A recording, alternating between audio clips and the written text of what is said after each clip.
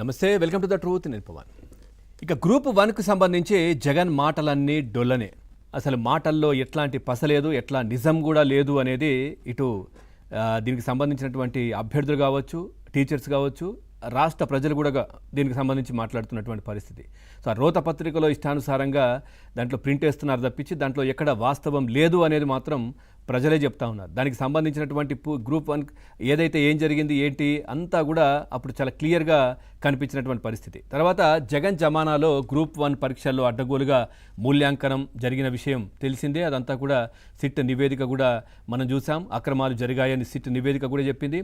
OMR స్లిప్పుల్లో సవరణలు చేసినట్టు కూడా సిట్ నిర్ధారించింది. అయినా కానీ అక్కడ ఏమీ లేదు, ఏమీ కాలేదు అని వివరణ ఏదో చేసుకునే ప్రయత్నం ఆ పత్రికలు చేస్తున్నటువంటి పరిస్థితి. లేదంటే జగన్మోహన్ రెడ్డి గారు ప్రెస్ మీట్లు పెట్టి మాట్లాడుతూ ఉన్నారు.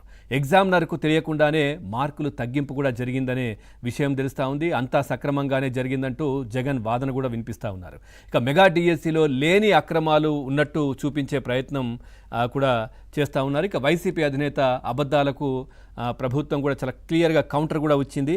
ఏం చేశారు, ఏంటి, ఎట్లా జరిగింది అవన్నీ కూడా చాలా క్లియర్గా చెప్తున్నటువంటి పరిస్థితి అయితే కనిపిస్తూ ఉన్నాయి. దీనికి సంబంధించి పూర్తిగా కూడా అసలు ఏం జరిగింది ఏంటి మనం చర్చలోకి వెళ్దాం. చర్చలో పాల్గొంటున్నారు బండారు వంశీ గారు, టీడీపీ పార్టీ లీడర్. సార్ నమస్తే. అట్లాగే రాజకీయ విశ్లేషకులు సీనియర్ జర్నలిస్ట్ దుర్గా కుమార్ గారు ఉన్నారు.